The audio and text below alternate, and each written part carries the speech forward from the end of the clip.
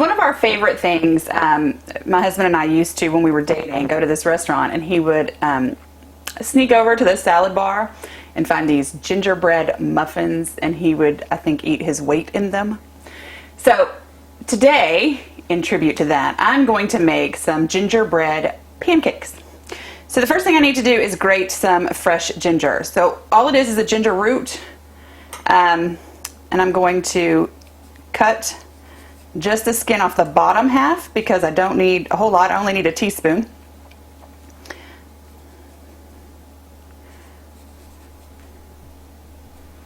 And we want to preserve the rest of it. Now ginger, fresh ginger, can stay in your freezer for a really long time, about 6 months. And you can just pull it out when you want it and grate what you need and put it right back in the freezer.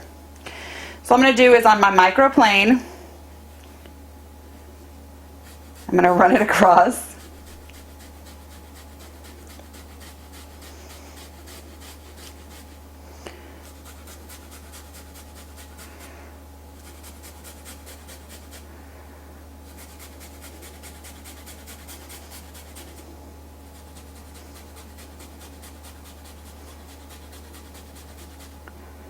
Until I get about a teaspoon.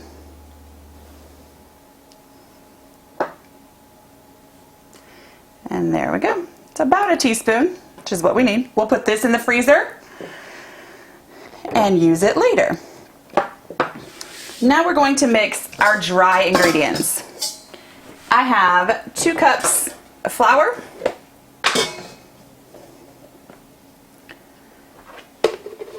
I have 2 tablespoons of dark brown sugar,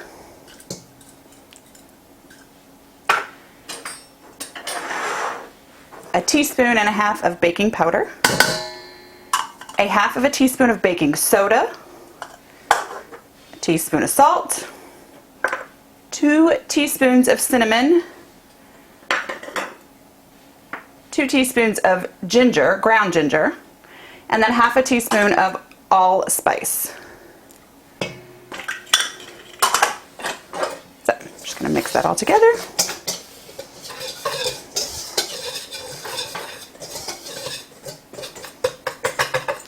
And I'm going to make sure that I break up that brown sugar. I don't know if you noticed, but it came out in a clump.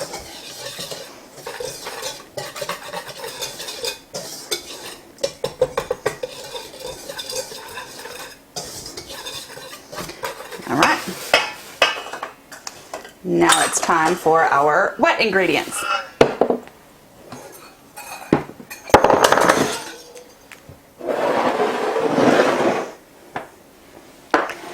All right, I have a cup and a quarter of milk,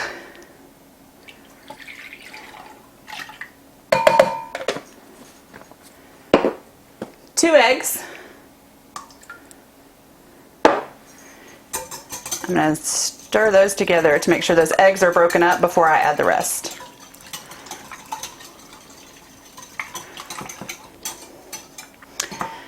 I have 3 tablespoons of melted butter.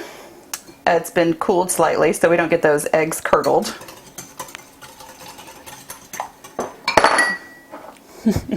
There's a teaspoon of fresh ginger. I have a half of a teaspoon of lemon zest.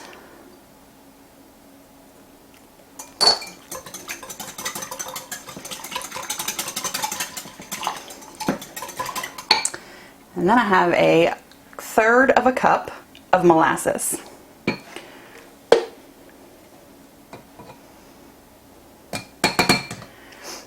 Now, in case you didn't know, molasses is what makes gingerbread gingerbread. Without it, it doesn't get that gingerbread flavor. Once had someone ask me for a recipe for gingerbread without molasses, and I had no answer because, as far as I know, there is no way to make gingerbread without molasses.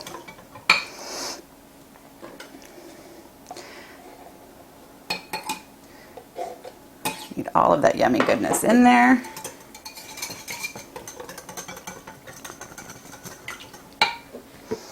Now we're going to take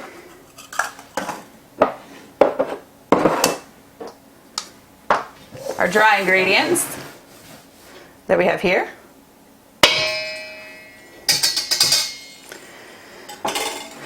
And I'm going to pour my wet ingredients inside.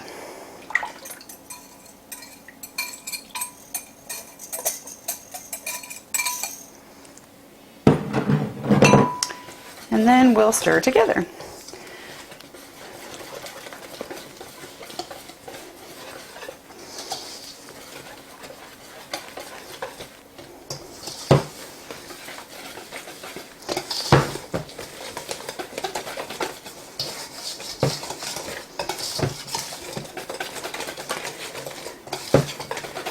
And there we are. Our batter is complete. Now we need to get our griddle and heat it up to 350 degrees so we can start making our pancakes. So I have our griddle heating to 350 degrees. I have a 1/4 cup measuring cup so that I can scoop out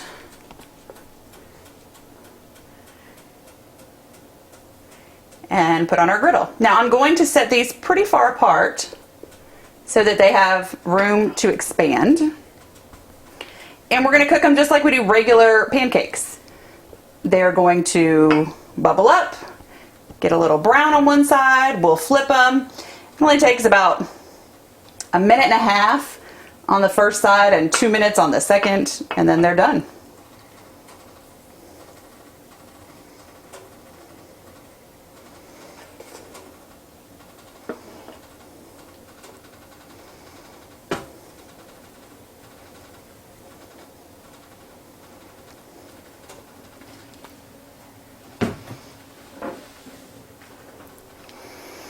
We cook them about 5 at a time. If you want to serve these all at once, I would suggest heating your oven to about 200 degrees and putting a parchment paper lined baking sheet in there.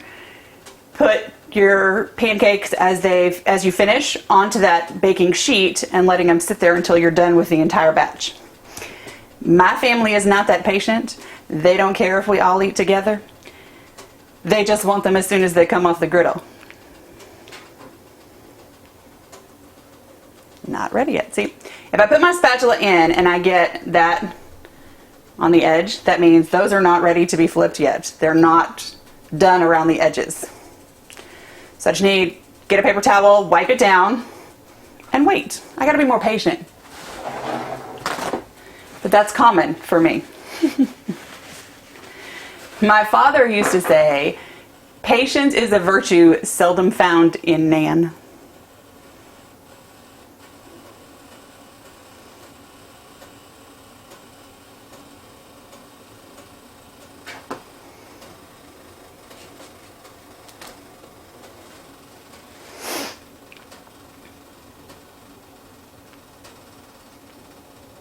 I know y'all can't smell it, but this smells really good.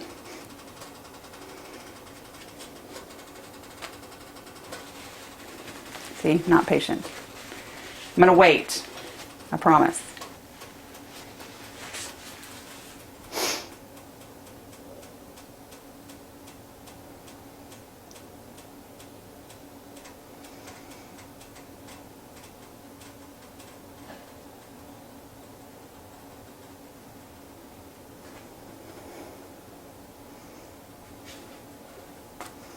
There we go, that one was good.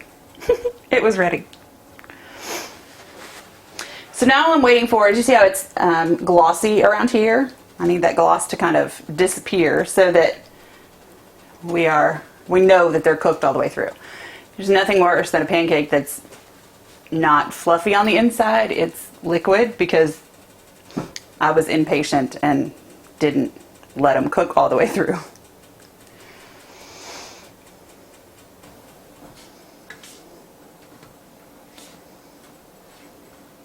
And there we are.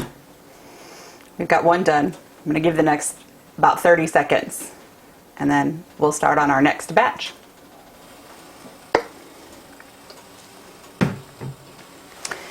So you can serve these with butter, powdered sugar, syrup if you want. I would say that they are probably sweet enough. Between the brown sugar and the molasses, it gives it that caramelized flavor. So I would eat them with just butter, but then I eat pancakes with just butter and not syrup and powdered sugar. This batch made about 16 pancakes. And so that leaves, 4 for each of us in the house, except that Elijah and I will eat 2 apiece. So I've put 3 on a plate, and here's how I would serve them. Just a light sprinkling of powdered sugar. And there you go.